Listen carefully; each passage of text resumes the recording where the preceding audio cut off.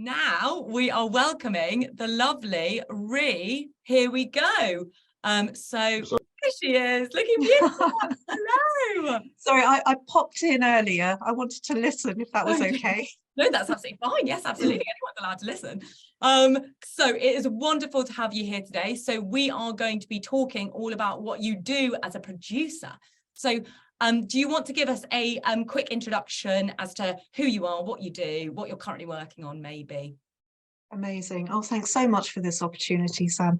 So I'm Ri Chakraborty, and I've been in film and TV for coming up to about 30 years now. So it's a long time, but time's gone very, very quickly. I oversee a lot of productions which look at documentaries and different types of documentaries, and I oversee films as well and big series. At the moment, I'm overseeing quite a few international series as well, which is quite nice because it just means it becomes more global. I think since the pandemic, we've really opened up our needs in terms of what we want to see and that international side as well. So that's me in a nutshell. Well, as a great nutshell, you explained that very well. Thank you so much. And so talk to us about your career path. What happened, I guess, from school through to where you are now? I think, am I right in saying you've done a variety of different things? I have. I think I just heard some of a bit of the conversation earlier about university. I kind of fell into the arts. I think that was just how I can describe it. I came from quite a business background, and I was sort of pushed towards the things that I really thought were good for me at the time, and probably they came into play a little bit later. But I fell into the arts just by chance, absolutely just by chance. I worked for a couple of oil and gas companies, and just felt that I wanted to do something a little bit different, and found a course at the University of Westminster, which was a postgraduate in journalism, in broadcast journalism, and that pushed me into radio and television. But at school, I was really good at English and storytelling, and it was just something that I loved. And I watched films all the time, and just, you know, it was that real sense of watching, listening to music, going to galleries if I could, and seeing exhibitions. I was a huge music fan, so for me it was the start of music videos, and I just thought, I want to work on smash hits, I want to make music videos. But then I was pushed in a different way, so it kind of got me into the business side, and then I got into the art, the business of art. When I fell into, very luckily, into studio-based and radio-based producing. So that was the early days. But what I would invite everyone who's online to think about is the subjects that they're good at. So it could be history, it could be science, as you know, it could be graphics, it could be woodwork. All of those come into what we need in the arts industry, in the creative arts industry, because by 2025, we're going to have a huge skill shortage, and we really need help. So we need everyone to come on board now. Absolutely. And actually, we heard a bit about that this morning. If anyone was here for Lee's session, we were talking about the skills shortage in the screen industries. So for everyone watching, now is the time to get into the screen industries. They are crying out for people to apply for roles, and exactly as Ri says, like a variety of different roles. And actually, history is one of the examples that we gave yesterday, you know, on period dramas and things like that, or historical films that are based on historical events. They have fact checkers, like historical fact checkers on, you know, on set, who are able to verify certain pieces of historical information. So there we go. If you are, you know, if you love history, you can totally become a fact checker. So, okay, yes. And tell us a bit more about the production side of things that you do now. So who do you interact with? Like, what are the kind of things that you like to work on now that you have the choice, which is great? It's always hard work. I always say, I use the quote, it's a Georgia O'Keeffe quote, which is, you know, to work in the arts takes courage, and it really does. But we're all driven by curiosity and that imagination as well. So it just feels every day, you know, is really lucky. There's a sense of working on something different every day. So in terms of the producing, it has started with pitching the ideas to the broadcaster. So you're coming up with the idea. Not everything is going to be a good idea because we're thinking about the audience. So you're pitching the idea to the broadcaster. They then say yes or no, whether they like it or not. You have to write that up and bring budgets into that as well. So have a real sense of figures and numbers. Maths, if you're good at maths, that would be very helpful.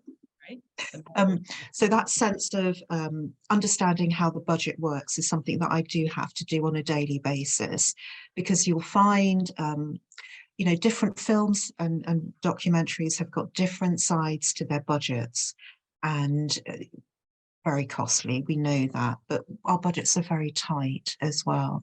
So if I'm working with a production that has celebrities, I will work with the, you know, I'll be the sort of interpersonal focal person for the celebrity as well, whoever that person may be, or the experts who are part of the documentaries and the films, because there are different genres.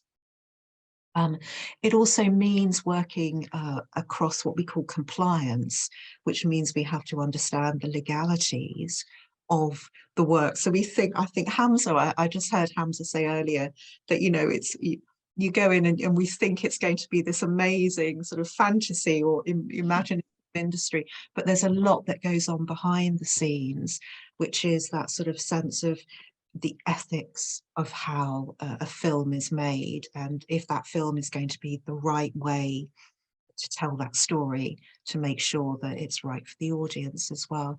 So I'm always thinking about the audience and their needs, and the broadcaster and their needs, and then helping the production crews to come up with their vision. Fantastic. Yes, no, absolutely. I think we're discovering really quite quickly the nitty gritty of working behind the scenes. You're right, the legalities, the finances. This is exactly as you were saying before, being good at maths. There's always a place for you in the creative industries. Totally agree.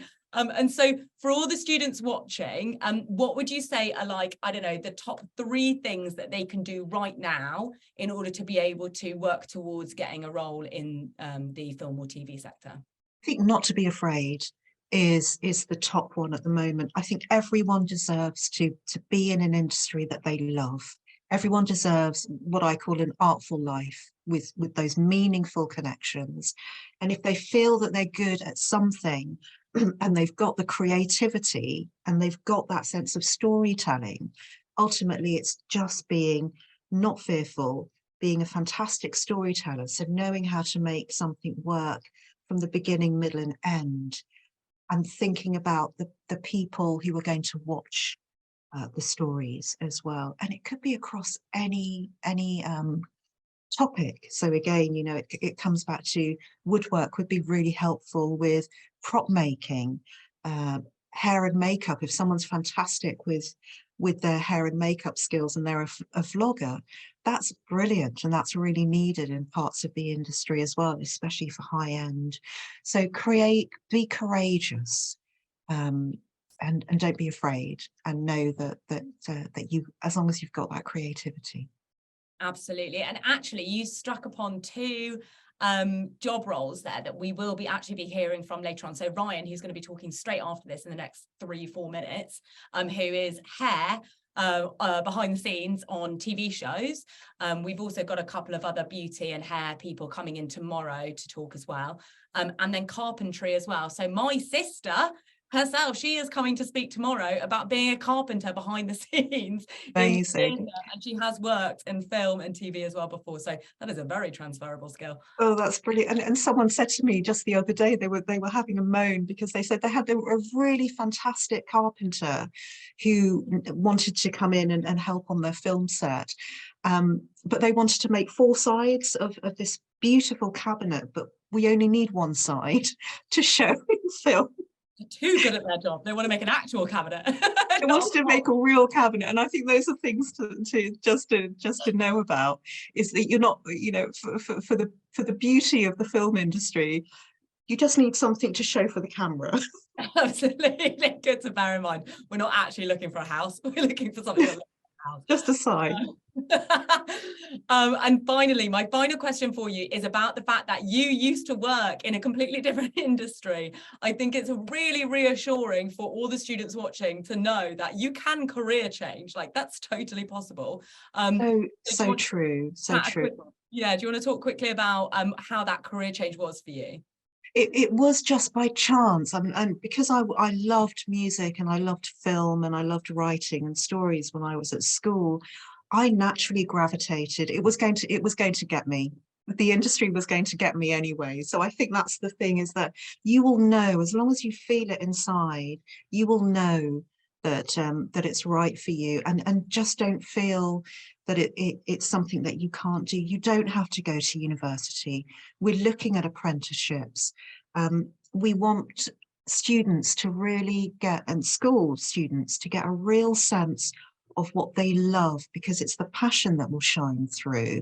If you have a second language at home, or you're bilingual, those languages are so needed, because we're not just thinking about the UK now. We're really opening up and we're thinking internationally. So yeah, absolutely, fall into it, feet first. That is absolutely amazing advice, and that will be so lovely for so many people to hear. I personally didn't go to uni, so I wish that I'd had heard from someone like you when I was at school. That would have really inspired me. I would have felt a lot more kind of motivated and confident to be able to pursue a career in the creative industries. So thank you so much for joining us. Is there anything else that you'd like to say to the students watching before we hand over to Ryan, the next speaker? We really need you. get involved in any way. And there are organizations, Sam, you've put on, and Mike have put on amazing organizations. There's the EY Foundation and the Media Trust as well, and Into Film, if interview skills are needed and you want to know how to get into that nitty-gritty of the industry. There are those business sides of helping. But take care, everyone, and best of luck. And hopefully I'll see you in the next few years. Thank you so much, Ri. It's been lovely chatting to you. And we'll chat to you hopefully very soon at the next event. Thank you. Bye.